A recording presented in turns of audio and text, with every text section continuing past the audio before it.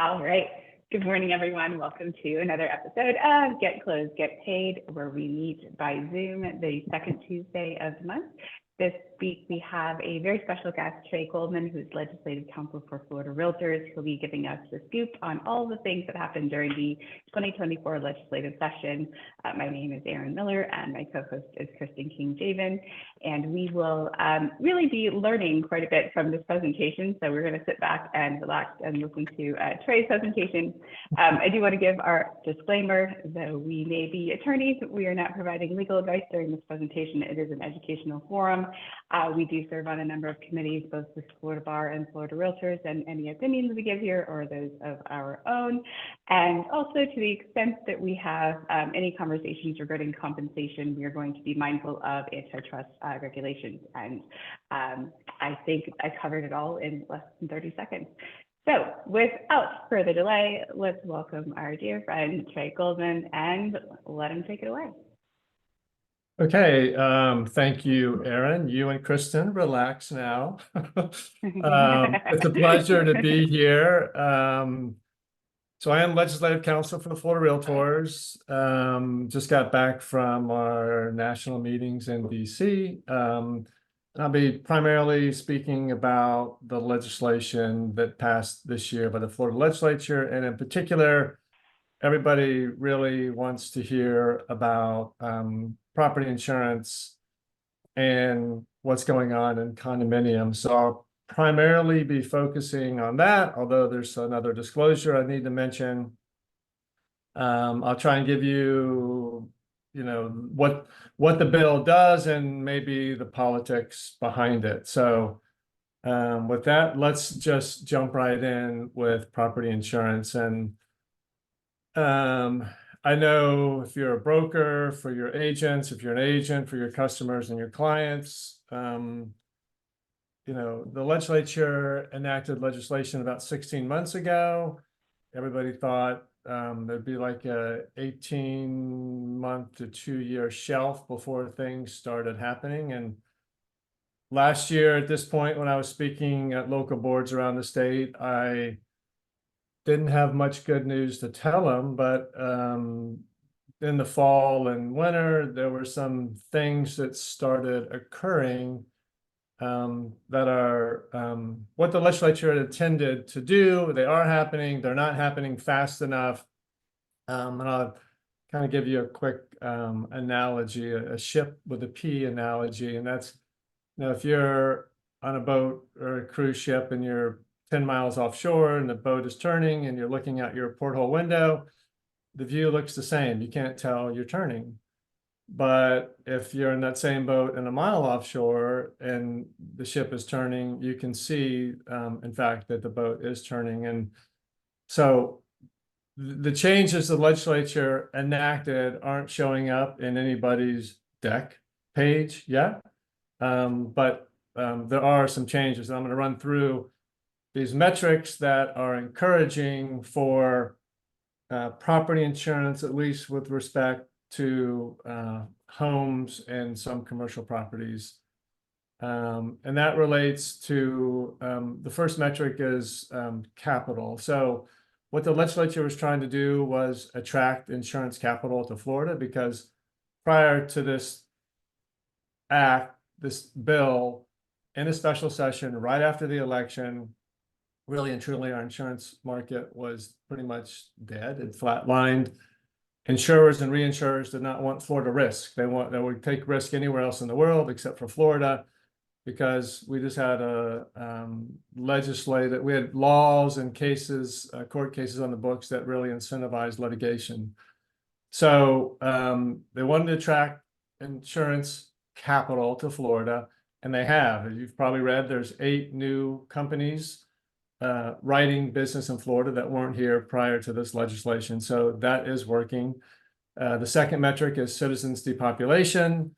It was projected citizens would be north of 1.6 million policyholders right now, but it's close to 1.2.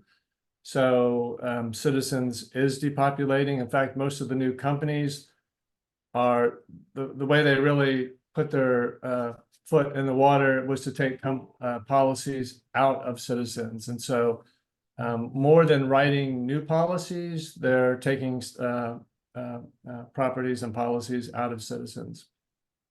And this is important because when you take a step back, everyone in Florida is essentially the reinsurance, the reserves for Citizens, right? If Citizens can't pay their claims, then it falls to, I think, everybody except workers' comp and medical mal, you'll be assessed for Citizens shortfall. They have never had a shortfall, but, you know, 2 Ians would do it. We had 1 Ian. Fortunately, we didn't have a second one.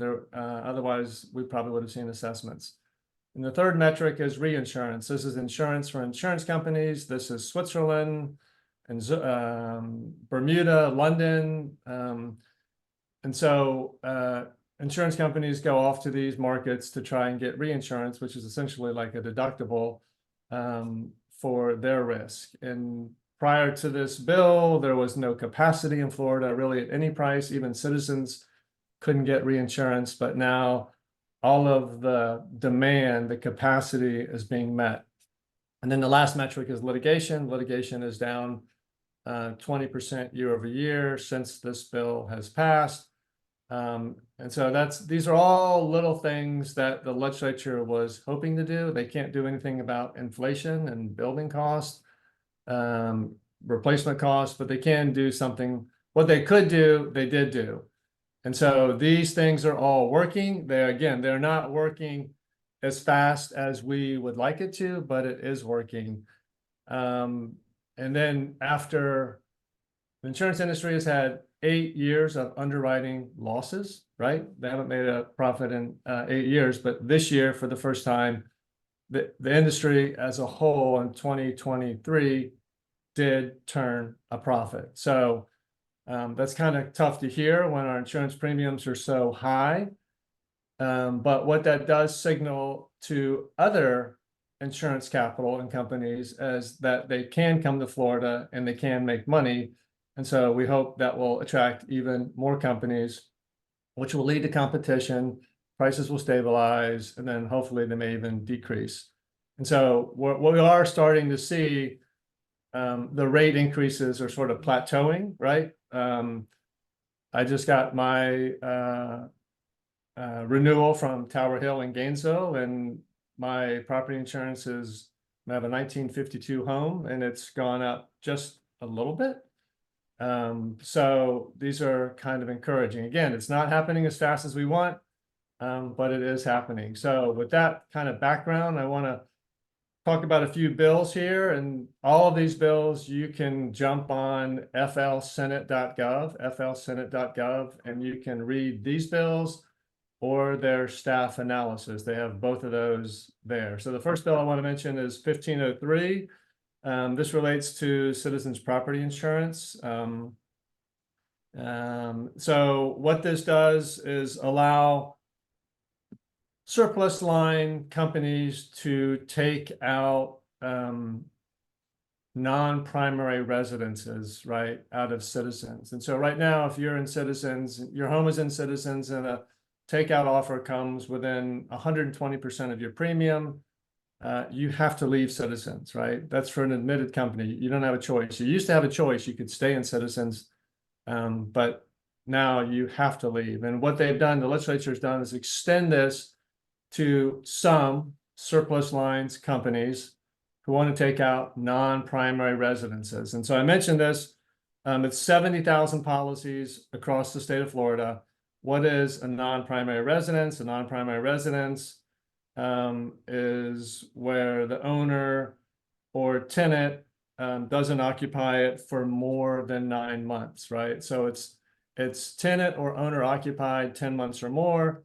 It also includes homestead property. So this law would not apply to them, but it would apply to all other non-primary residences. Again, if the takeout offer is within 120% of what they're paying in Citizens. And sort of the reasoning behind that is the legislature really doesn't want everyone who's not in Citizens to be the reserves for this risk, because this risk is not where someone lives there. whether it's an owner or a tenant.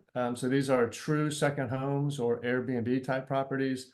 They don't think that they should be in the citizens pool and then subject the entire state of Florida to that risk, right? So they really want citizens to be for Florida residents, whether long-term or tenant occupied.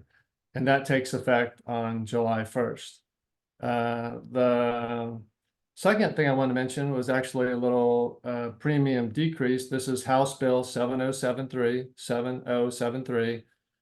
This was, and then, well, what the bill does is it's going to reduce all homestead property owners' property insurance roughly 1.75%. When the governor proposed his budget to start the legislative session off, he had proposed using taxpayer dollars to buy down roughly 6% of all insurance homestead property owners' property insurance, about 6%. The governor submits his budget, the legislature, the House and the Senate each submit their budget. And as this worked through the session, it came down to a reduction in the business rent tax or using this money to buy down insurance premiums. So it wasn't the full 6%, it's 1.75%. It's for homestead property owners, and that's about a little over 400 million of taxpayer dollars to do that. So people should see a little bit of a break there. I think I want to switch over to condominiums now. And the first bill I want to mention is House Bill 1021. This is by Representative Lopez in Miami-Dade County. The Senate sponsor was Senator Bradley from the Jacksonville area. So if we remember Champlain Tower South collapse, it was over 3 years ago.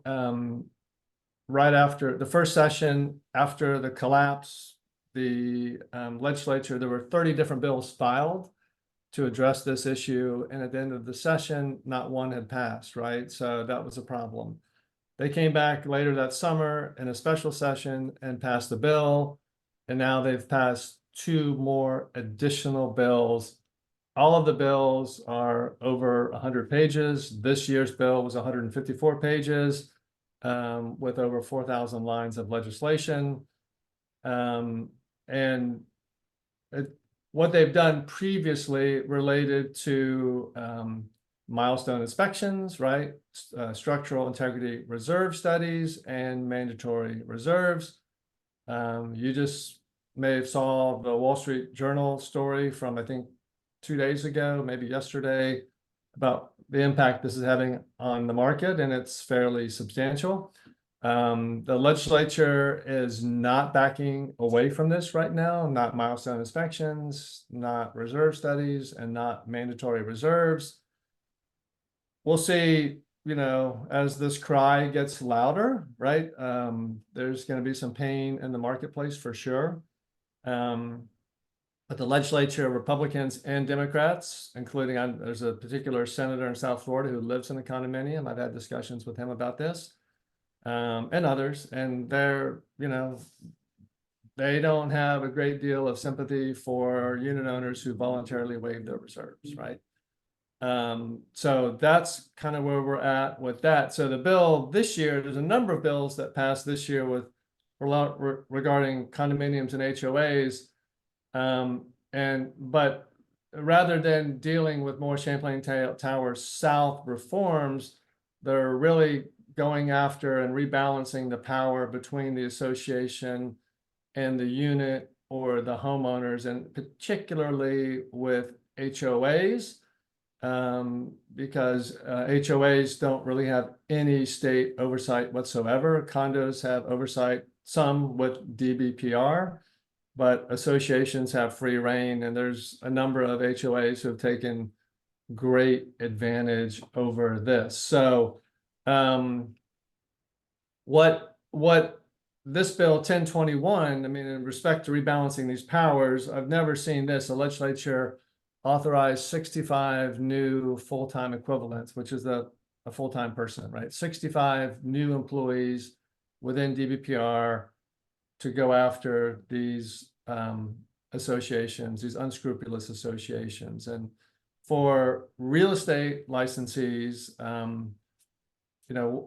there are certain governing documents that sellers have to give to buyers when they purchase a condominium, right? And sometimes it's very difficult to get these documents. And in condominiums, there's a website requirement where I think it's 150 units or more, then the association has to have a website. And that website is just for the unit owners. It's not public facing, but they have to have a website.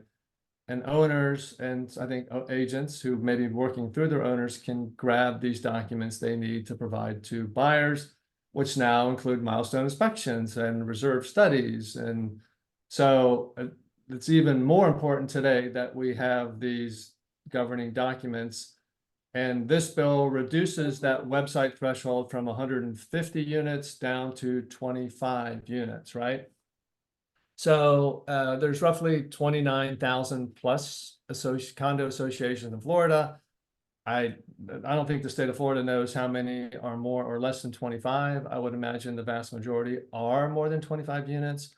And now for brokers and agents, it should be much, much easier to get these governing documents from the association and provide those at very little or no expense and provide these to purchasers, right? So this will make transactions smoother and faster and more efficient, right? And this bill 1021 goes into effect on January 1st. I want to mention also, this may not be applicable to you, but that bill was amended to add a disclosure regarding vertical subdivisions. And this is when you have a condominium that is in a larger building that's not owned by the condominium. So there's someone, and this is, think of Four Seasons or Ritz-Carlton, where people are buying into a brand, right? And that brand is Ritz-Carlton, and Ritz-Carlton owns the building. And within that building, there may be a hotel, there may be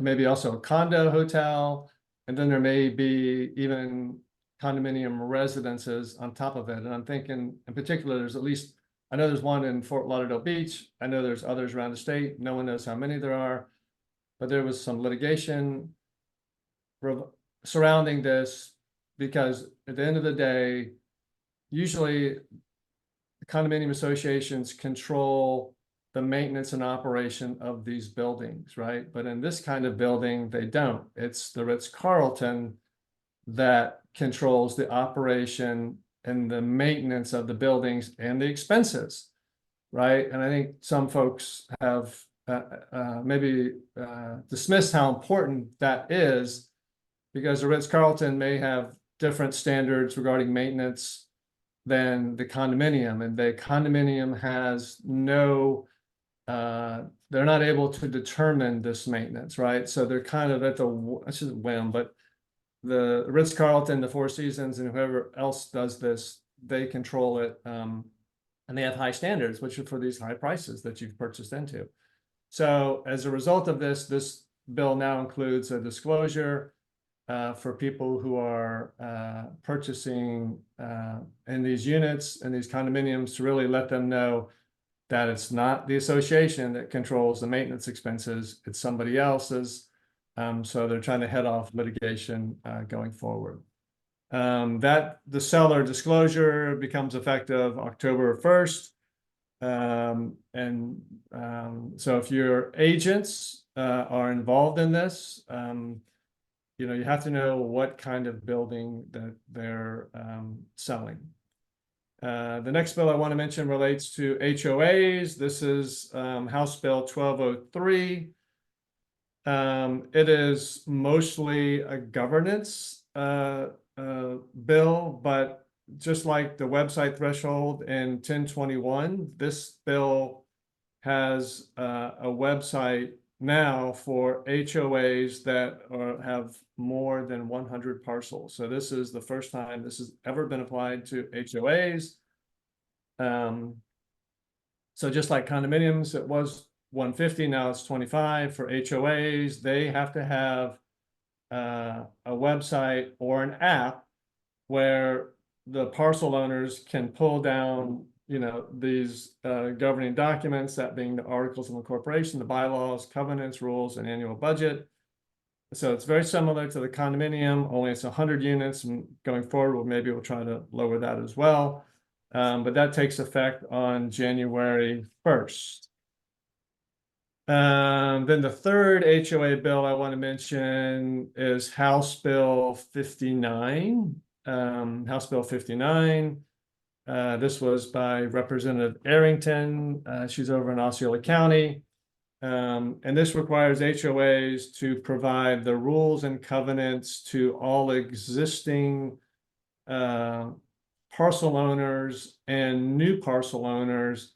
And when they are amended, they have to provide the amendments as well. So this is they have to provide it either physically or a digital copy on October 1st. So that takes place October 1st. And then the last bill I want to mention in community association world regards estoppel certificates. So this is a bill that was a Senate President priority. In the Senate, it was Senate Bill 278. In the House, it was 979. And these were both filed by senators and a representative from the Naples area. The Senate President was from Naples as well. Both bills started out very, very promising. The Senate bill passed the full Senate chamber with a 0. They were zeroing out all charges for estoppel certificates, whether current and arrears, expedited. So all charges zeroed out. It moved the timeline from 10 days to 5 days.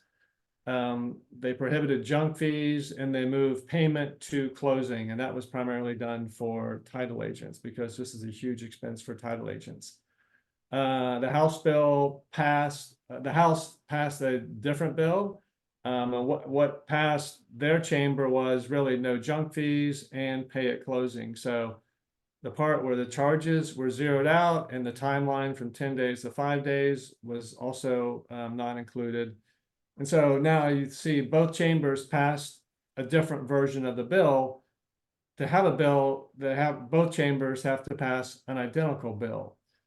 And as the end of the day, nothing passed here, right? I don't know exactly why that at least the House bill could have passed.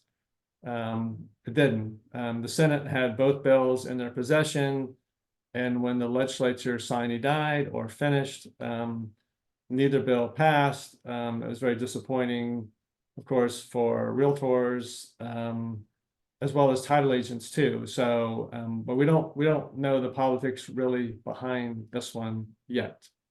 So anyway, that did not pass. And then separately, not regarding really insurance or community associations, I want to mention a flood disclosure bill that passed. It would be effective October 1. It has not been sent to the governor yet. So we're hoping, well, of course, it will be sent to the governor. We're hoping he will approve it. This was a bipartisan bill. It was 1049. This is by Representative Kristen Hunchofsky from Parkland, former mayor of Parkland, now a legislator and a Democrat. And then the Senate was filed by Senator Bradley from the Jacksonville area. She was the one doing also the Champlain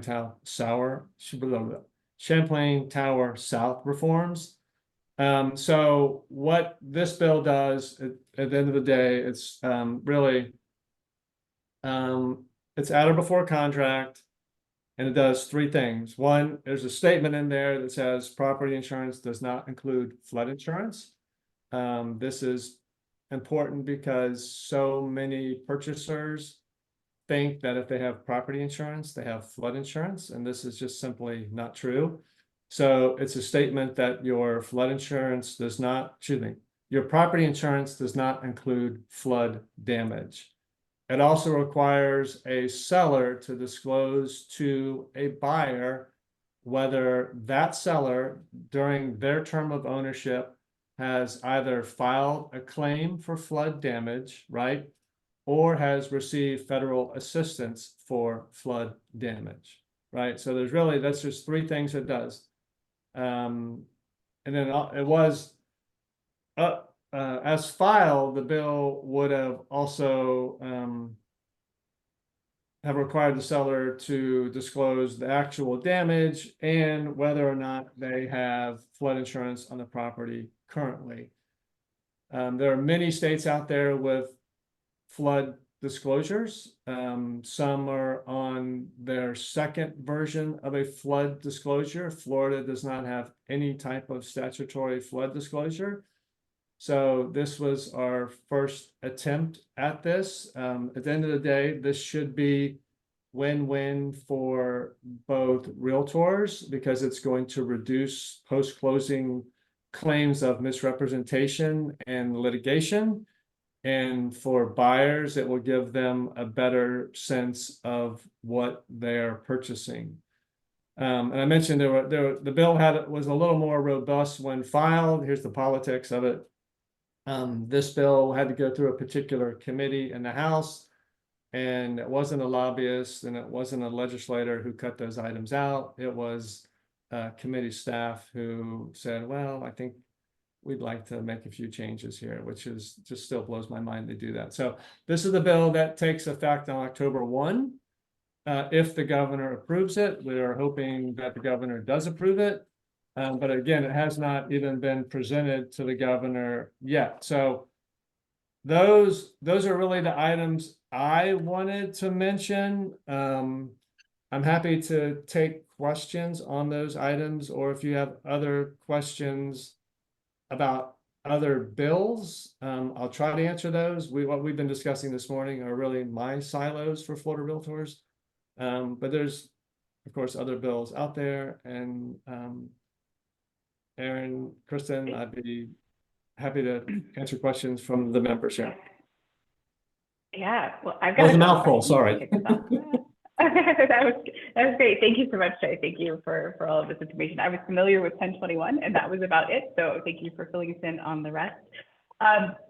Question regarding actually just governor approval of a bill. So if it passes both Senate and House, is there, and it's presented to the governor and he neither approves nor vetoes, does it just proceed as if it was approved by the governor? Is there a date past which if he fails to act on it, it just is assumed to be? Oh yeah, right. So there's three things that can happen. The governor can sign a bill, the governor can veto the bill, or the governor can let the bill become law without signature, right?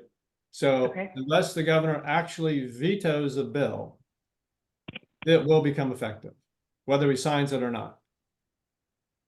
Okay. Are any of these bills at risk of being vetoed? Do you foresee any of them? Not that you have a crystal ball, just curious if you're, or have. Yeah. There's a bit of nervousness on the flood disclosure bill from some of the stakeholders. I haven't heard anything from the legislators themselves. And you know, I mean, there's just more and more extreme weather, more and more flooding in Florida that is not even hurricane related, right? So we're hoping this will get by the governor. There's a bill I did not mention, the vacation rental bill. I don't believe that's been presented to the governor yet. Once the bill is presented, he has 15 days to act on it. This is a bill I don't believe the governor was crazy about receiving. There's not many people who like the vacation rental bill. It was a priority of the Senate presidents. It passed, and we and others are asking for the governor, in fact, to veto that bill. But so we're hoping there's at least one veto in his pocket. We're just not there yet. Understood. Can you just roughly quickly go through what that bill says? Bill does, I should say. No. I'm sorry. I'm not familiar with those details, but it's a whole lot of oversight. I heard a legislator say that's a bill that you could be standing in the middle of the road and still get hit by someone on that bill, right? It's just so much to dislike in that bill, but I can't walk through it. I'm sorry, I don't have those details, but Is it's this been going on 280? 280. It's been going on since 2011, right? I mean, Okay. it's just a giant ditch that the legislature argues over. And I think the Senate president wanted to pass anything because there's a lot of fatigue in this area. They're tired of hearing these things. But so they did pass something.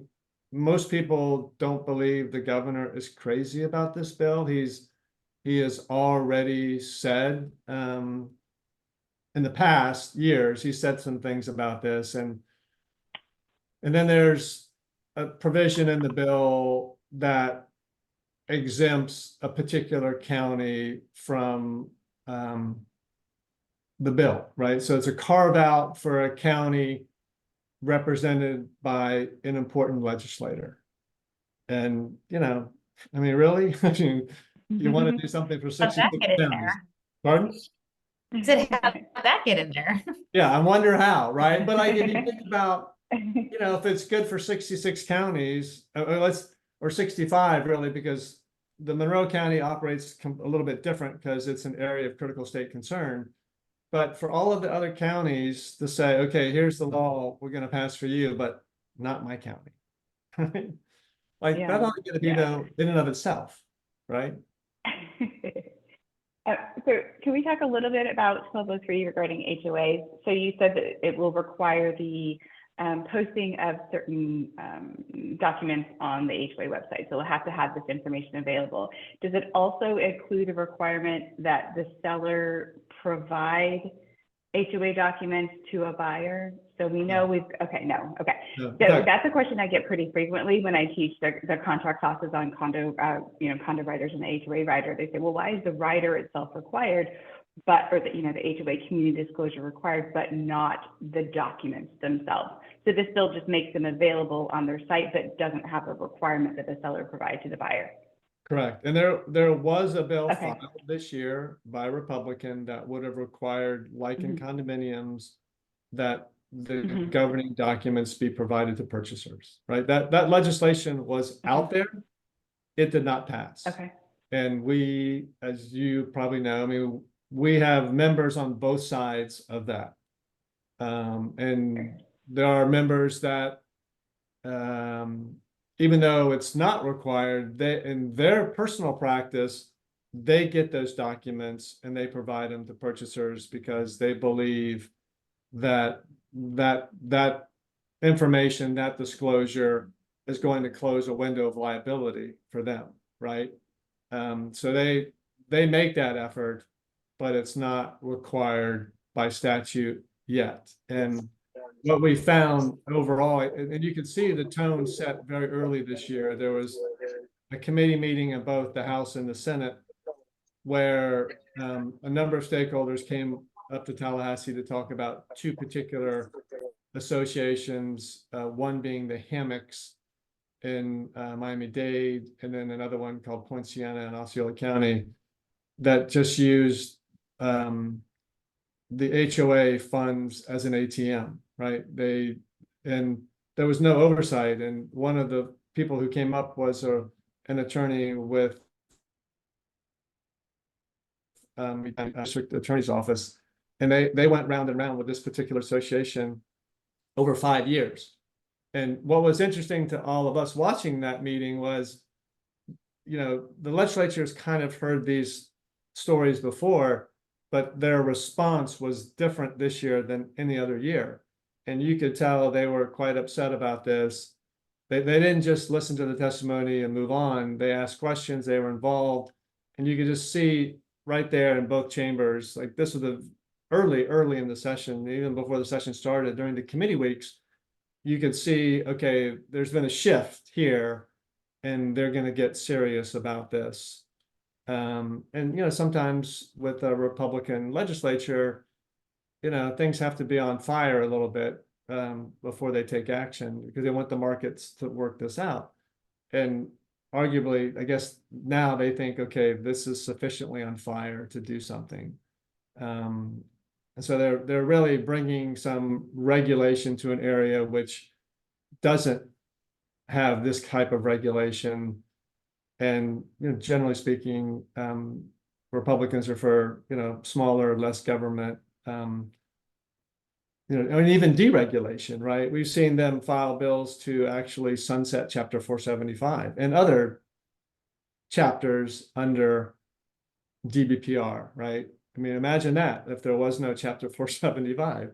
So this was a significant step for them, and I suspect going forward they may be doing other things as well.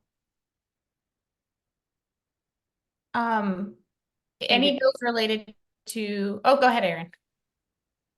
Oh, no, please go ahead. I've got a couple questions directly to me in the chat, so I'll pipe up. Go ahead, Kristen. Oh, okay, go ahead. I didn't know you got any messages. Go ahead and do it. Yeah. So, Trey, we've got a question about, can you talk about Senate Bill 2D that insurance companies cannot cancel if remaining roof life is 15 years or less? Mm-hmm. Sure. That was a bill related to...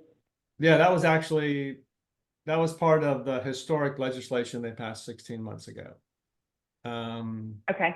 So yeah, what the legislature did is say that because insurance companies were canceling folks if their roofs, and they're all looking at it a little bit different for antitrust reasons, but in general, they were canceling policies when roofs receive, in their experience, a certain age, because you have these unscrupulous roofers knocking on doors saying, I'll give you a free inspection.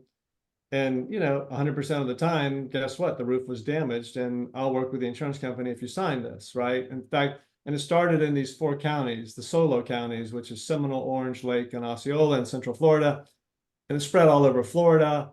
If it didn't happen to you know someone it did happen to. And so these roofers were sort of convincing homeowners to use their insurance company for deferred maintenance, right? To get a free roof. That's not what insurance is for. You need to replace your own roof. And in fact, I just did that 2 years ago. So I had a 16-year-old roof. I knew that letter was coming. I have a home built in 1952. I didn't want to be looking for property insurance, so I replaced my roof. But so the insurance companies were doing this to head off roof claims. And so what 2D did was it moved a lot of markers over, or chips over to the insurance company side of the table. It repealed one-way attorney fees. It repealed assignment of benefits. So it did all these things to attract insurance capital, right? And it's working. But one of the things they included in that bill was that you cannot cancel a homeowner's policy solely because the roof is 15, I believe it was 15 years, but really more importantly, it's if it shows more than 5 years remaining useful life. So, and I think there's probably still some policies being canceled, but they can't do it just and only because of the age of the roof. It has to be for the roof and other reasons, right? So there is a little bit of an out there, but that was what the legislature was trying to head off. And again, so far, this all seems to be working, again, not as fast as we want it to work. Thank you. Kristen? No, go ahead. Did you have another question? No, go ahead. Well, I do. Yeah. Okay. So take the ones from the chat if you were if you were to buy a condo within a master HOA in 2024, what would you want to know? What pieces of information would you personally, if you're buying a condo in a master association, what would you want to know besides the, the required condo documents? What would you want to know? That's a good question. So here's, in a big picture sort of perspective, Florida's history is all about convincing people from other states to move here, right? I mean, that's, and because it was not a savage land,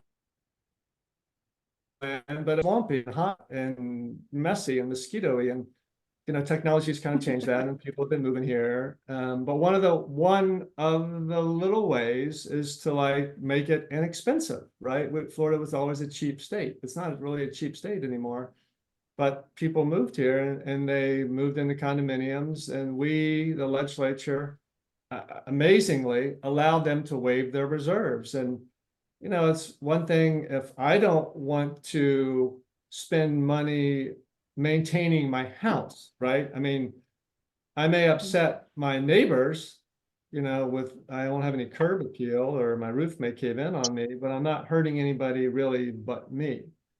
But you can move into a 30-story condominium. Okay, Champlain Tower South, I don't think it was 30 stories. I think it was like 12 or 14 stories. But when that building collapsed, they needed $15 million in repairs, and they had roughly about $700,000 in reserves. So, okay, that's a problem, right? And it's all over Florida. And so, what we have is buyers see a condominium, they love the view, and they make an emotional decision, and they presume it's safe, right?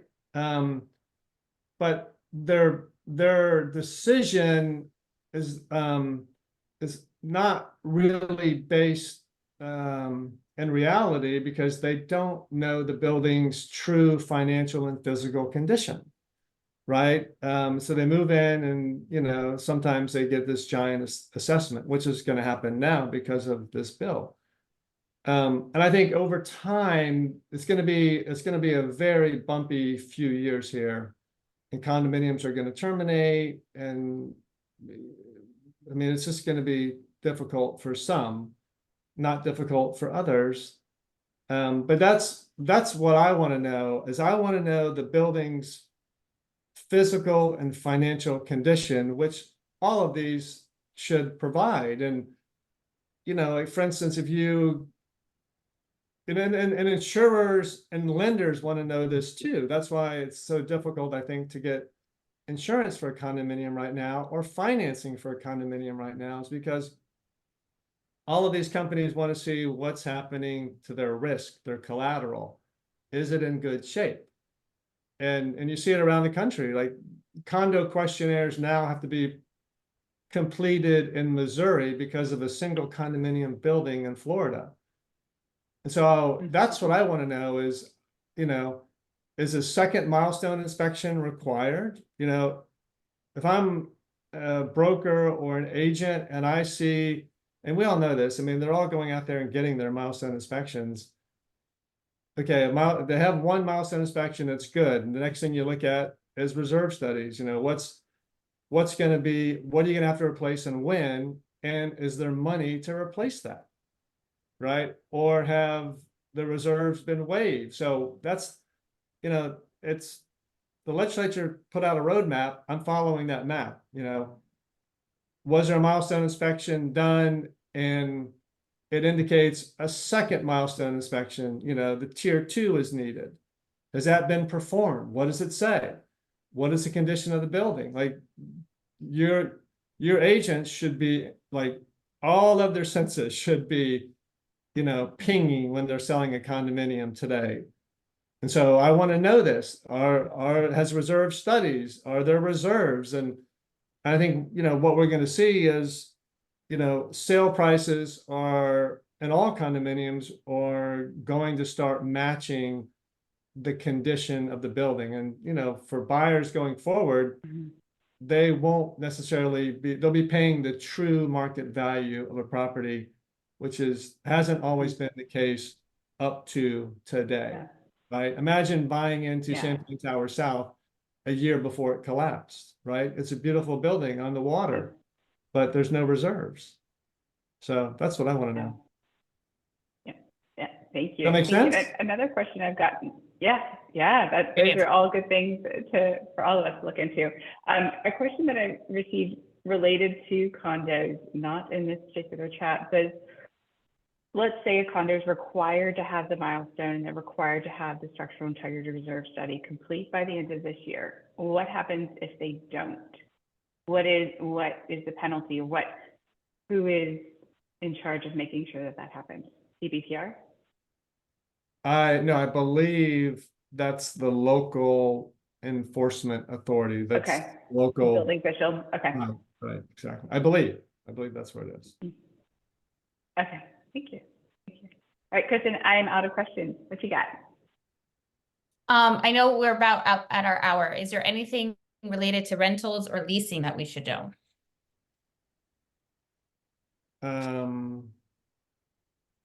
No, I think it was a pretty quiet, you know, other than vacation rentals, it was a relatively quiet year for property management that I recall. If I look at my notes after this, if I see something, I'll send it to you guys and you can forward it to the folks here. Okay, perfect. Okay, so for the agents and the brokers online, how do they maneuver? What information comes out of Florida Realtors, and how does it come out about when things are passed, when they go into effect?